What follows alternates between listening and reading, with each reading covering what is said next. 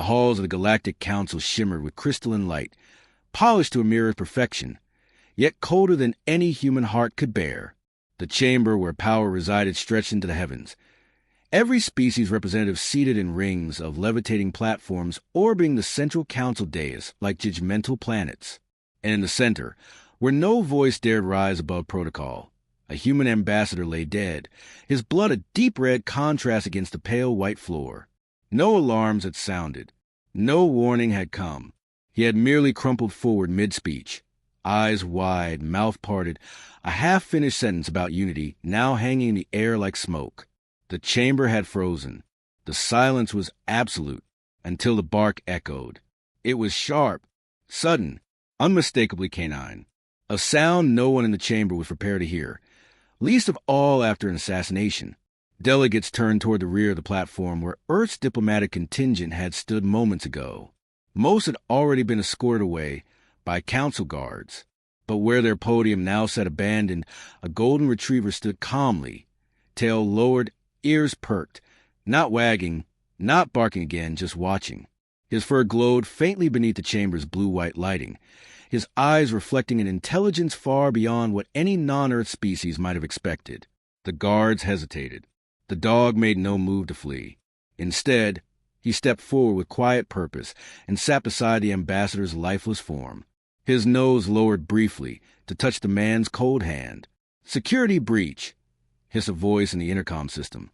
"Unknown Earth bioform inside council chamber. Deploy containment drones." The first platform to descend was the Dralaxian envoys, an insectoid being with mandibles that clicked with anxiety. This was no accident, it chittered, aiming a spindly claw at the dog. This creature is a revenge, a hidden weapon. The martled diplomat followed suit, her amphibian features twisted in disgust. Dogs are primitive. This one must carry a neurobomb. Earth threatens us even in death. The council chamber, once paralyzed by shock, now buzzed with rising panic. Alien delegates barked accusations, some calling for Earth's immediate expulsion, others demanding retribution. A species that allowed beasts into political sanctums, they argued, was too wild to be trusted. Only a few watched the dog closely, noting his stillness, his restraint. In the control tower above, Technician Velomir adjusted his sensors, eyes wide with confusion. "There's something wrong with the readings," he murmured to his supervisor. That's not just an Earth dog. Define not just..." The supervisor snapped. "There's tech laced through its collar I can't identify. Something older. Maybe human, maybe not. It's interfacing with the chamber's comm grid. Very low frequency. It's not just listening, it's learning." Before orders could be given, a second bark rang out, louder, sharper. The chamber fell still again. The dog stood, turning its gaze toward the gallery above, toward the council itself. Velo squinted at the holographic projection. Is it staring at us? No one moved. Then the lights flickered. The shimmer of the room stuttered for half a breath. It was barely noticeable, a blink in the system, but every artificial intelligence laced into the building's architecture registered it. A pulse had gone out. It had touched every corner of the chamber. A message sent, but not by any council species. The dog sat back down. Quiet, still, watching. "Restrain it," came the Archon command, flat and emotionless. The drones descended from the ceiling like silent wasps. As they neared, the dog did not flinch. It looked up, calm, defiant. The first drone extended a capture tether and instantly exploded. A silent flash. No shockwave. The drone disintegrated midair, its pieces raining harmlessly onto the dais. The second drone hesitated. Systems blinked, then shut down entirely. "Shut it all down," Velo whispered. "This thing is inside our system." "It's a dog," the supervisor growled, unwilling to process the absurdity. "No, it's not. It's wearing a collar with an unknown language that's rewriting itself." On the floor below, an alien diplomat whispered, "Did humans do this? Is this revenge?" No one had answers, only more questions. By the time Earth's remaining diplomats were retrieved and placed into protective custody, the dog had been sealed into an energy barrier. Not that it resisted. It remained within the enclosure, lying down beside the fallen ambassador, head resting across his chest. A delegation was called. Urgently, the council demanded an explanation from Earth's emergency envoy, Commander Dale Rennick, a former intelligence officer turned diplomat.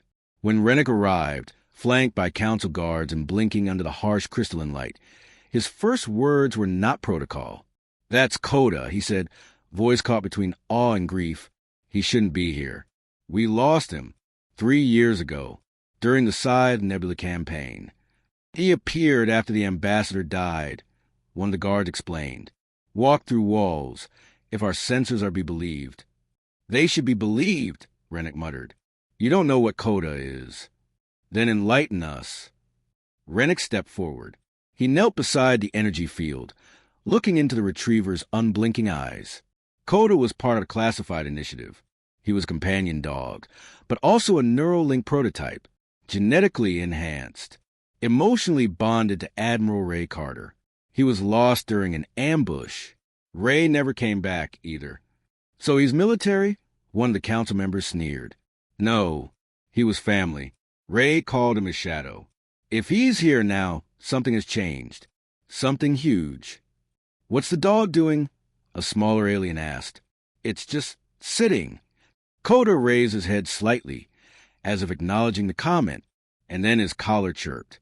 Faintly, a whisper of digital language. Symbols flowed across its surface, shifting with eerie elegance. Not random, intentional. The screen in the control tower flickered. One sentence rendered in standard Galactic. "We warned you." Rennick paled. A murmur rippled through the chamber. "No," someone said. "This must be a hoax. A coincidence." But more words emerged, slowly, deliberately. "Mercy was our first response. You chose betrayal. What the hell is this?" Velo whispered, recording everything, knowing this moment would go down in galactic history. "Coda isn't here by accident," Rennick said, standing, his voice grave. "He's a message, a sentinel." The lights dimmed again. Every AI across the council's communication web flickered. The collar pulsed. Coda stood, turned toward the central dais where the Archon resided. Another bark. Not a threat. A call. From the stars beyond the chamber's skylight. Something ancient stirred. Not a fleet. Not a weapon. A memory. Primed, sent, waiting. The collar flickered again. 3 final words appeared. "He remembers everything." Rennick's voice dropped to a whisper. "So it begins." And Coda lay down once more, tail curled, eyes watching, waiting. The Galactic Council had no protocol for this. No diplomatic response. No precedent for a dog who carried a human's last words and the will to act on them. They had thought Earth emotional, unpredictable, primitive. They had no idea what they provoked. The air on Citadel 9 shifted the moment Coda's paw touched the floor. He moved with eerie precision, like he had walked the station before. Eyes sharp, nose twitching. Each step echoed faintly in the sterile corridors, unnervingly confident for a creature that had no clearance and hadn't been registered through any of the incoming scans. He didn't hesitate. He didn't stray. Vel Shar followed, her boots barely brushing the floor to avoid disturbing the silence he carried with him. She had meant to let him out of the holding chamber. Technically, she hadn't. The door opened for him, unprompted. Every biometric scanner had failed to register his presence, yet the locks disengaged without alarm. That shouldn't have been possible. The systems were hardwired. But the dog walked through as if he'd built them himself. Vel watched as Coda padded into the deep lab sector, the part of Citadel 9 that housed legacy tech from Earth's early expansion. Tech no one had touched in decades. "Where are you going?" she murmured. He didn't answer, of course, but he did pause by a sealed access panel labeled Thornvault. Classy experimental archive. That stopped her cold. The Thorn Directive. It was little more than rumor. Ghost files buried under Black Ops titles and dead-end strings. No one truly knew what it was. Just whispers. That Earth had once commissioned a living AI program tied to a war hero named Ray Carter. That the AI had been hosted not in a ship or drone, but in something far more unconventional. A dog, some had said, Couldn't be. Coda raised a paw and touched the panel. The entire vault hummed to life. Security protocols flickered. Lights powered on in sequence. And deep within, a low thrum began to build, like a sleeping engine waking after years of silence. Vel stepped forward, her voice low. "You were part of it, weren't you?" Coda looked up at her, and in that moment, she didn't see a dog. She saw a witness, a keeper, maybe even a survivor. The vault door opened. Inside was a single console, dead, dusty, until Coda entered. As his paws touched the grated floor, the system glowed, reading something buried in his collar. A transmitter, maybe, or more likely, something far older. A recorded voice crackled to life. A man's voice, worn, steady, broken at the edges with emotion. "If you're hearing this," it said, "then I'm dead." And the council never answered for what they did. Vel's breath caught. Ray Carter. She recognized the voice from history briefs and classified recordings. "I kept the records," the voice continued. "All of them. Every betrayal. Every burn colony. Every lie they signed in our blood. And I encoded them into the last thing they wouldn't suspect. Into Coda." The dog stood perfectly still, eyes closed. He was more than my partner. He was the mission. He saw it all, smelled it, remembered it, and he's been waiting for someone to listen. The recording ended. The console began decrypting a stream of compressed files, dozens, then hundreds, pouring into Citadel's internal servers. Visual logs, audio feeds, biological scans, memories recorded through a neural link between Ray and Coda, a man and his dog, stitched together through war and loss and vengeance too big for either to carry alone. Seln rushed into the room, nearly slipping in her hurry. "Vel!" Systems just lit up across the entire lower deck. We got EarthNet protocols overriding our network. Vel didn't answer. She was staring at the projection now. One file had opened. A council meeting. Secret. Off record. Delegates laughing. Papers signed. A single word repeated over and over. Containment. And in the background, faint, nearly silent, Ray Carter's voice, laser fury. "They called us expendable. Said Earth was too volatile. Too emotional." Seln gasped as more files opened. Civilian outposts bombed under council proxy. Refugees turned away. Medical aid denied. Coda had seen all of it. Smelled the rot in every lie. Watched his people die. And now, he was showing it to the galaxy. The station alarms finally sounded. Too late. Every system now bore the encryption mark of Earth's Thorn Directive. Vel turned to Seln. "We're not in control anymore. He is." As if in response, the comms console pinged. A signal, universal broadcast. Every frequency, every council link system. And above them, in orbit, something blinked into existence.